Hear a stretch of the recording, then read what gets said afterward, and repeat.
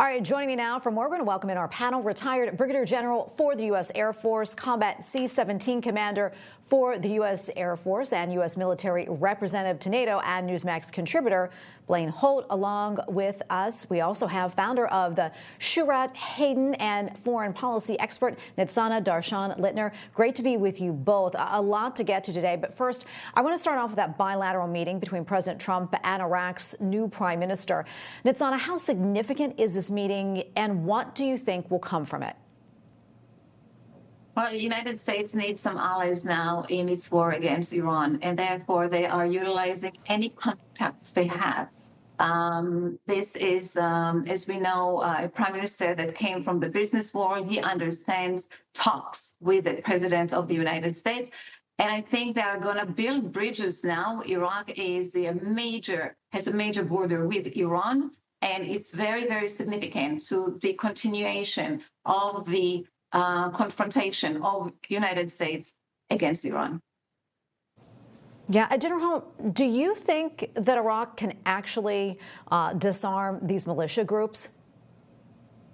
Oh, yeah, no, absolutely. Iraq is on an upward trajectory. There is an upward arc, and the president is very right to keep al-Maliki at bay. He was installed a long time ago, and again, anytime the United States gets involved in picking our guy, never really works out for us. And so the appointment of this businessman ambassador is sending a strong signal, not just to disarm militias, not just to provide material support and ending the war and getting things back to stability, but in an Iraq that's rising on its own, macroeconomically rising on its own.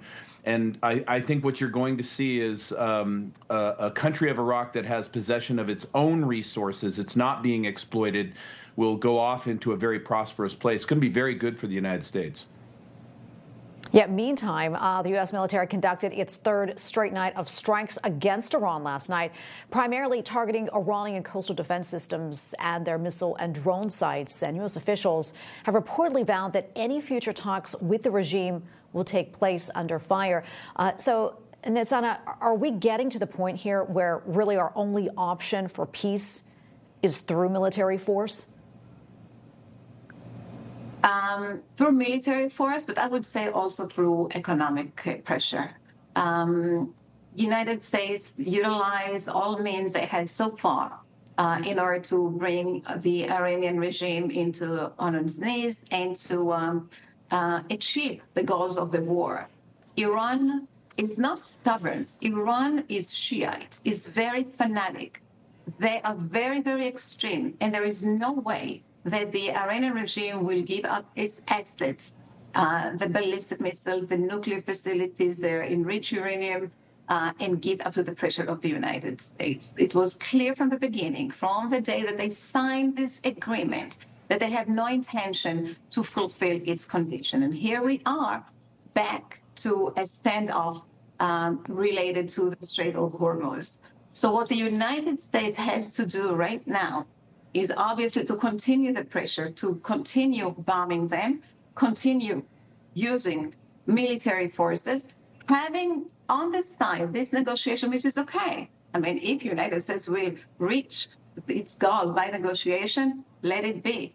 But it seems this is not the case, and therefore, in addition to military force, United States has to put all economic pressure possible against Iran. In order to change the regime in Iran, this is the only way Iran will give up, is to create tremendous economic pressure. We saw how it happened before the war, before the operation. The revolt of the Iranian people came out from very increased, devastated economic situation. And here we have to bring the situation again. Yeah, and Blaine, Nitsana mentioned the Strait of Hormuz. Of course, one of the main points of contention has been the Strait of Hormuz and who's controlling it. Here's what the president had to say yesterday about reinforcing the Iranian blockade. Listen. We're putting the blockade back, and it's a blockade not for anybody but Iran. In other words, anybody doing business with Iran can't go through. Everyone else will be able to go through. So it's a blockade. It's a very strong blockade. I want to be reimbursed because we're protecting a very rich portion of the world. We're spending money. And so what we've done is we are going to be reimbursed for protection. We're protecting by the countries that we're helping. Blaine, what do you make of the president's plan, and how effective do you think it will be? Pitch perfect. Pitch perfect. This is such a refreshing thing for a U.S. military person who's gone off to endless wars. So you mean our servicemen and women are out there, they're doing a mission, and it's actually going to create something good for our nation that comes back to us? We're actually going to get recompensated for opening up the Straits of Hormuz for humanity? So here's what's coming. We're really good at blockades. We're the best in the business. There's going to be degrade.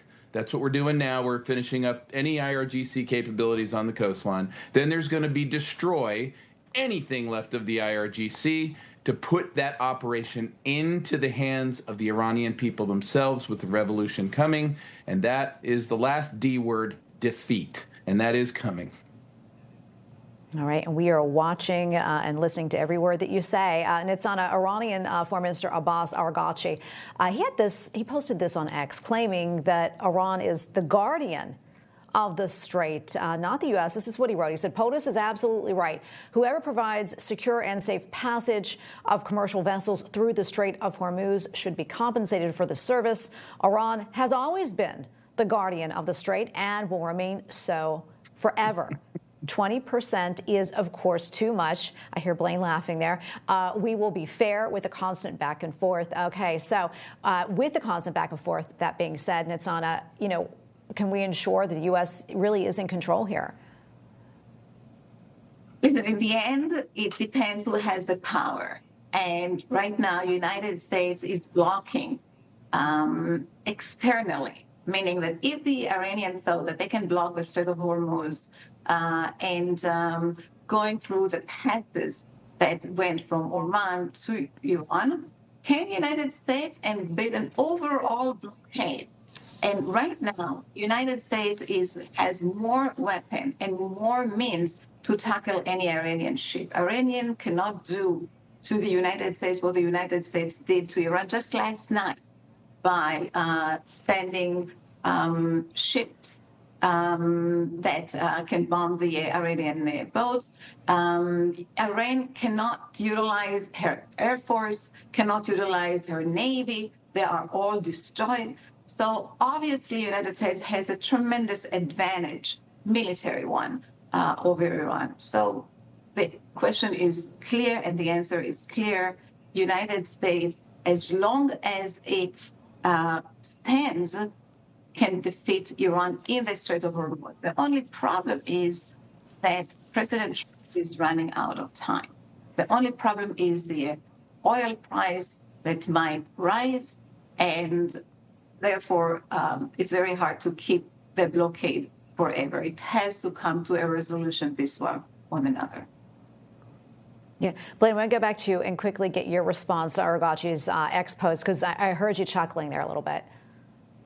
Yeah, it's laughable to me that Araghchi is trying to give off the imagery of being still a legitimate player at any kind of table whatsoever, and that we'll cut a different deal. World, everybody rally around Iran.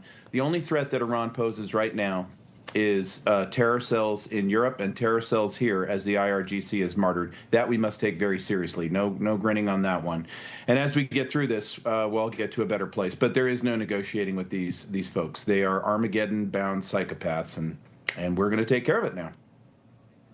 Yeah, well, Blaine and Nitsana, great to be with you both. Thank you both so much for your insights today. Appreciate it.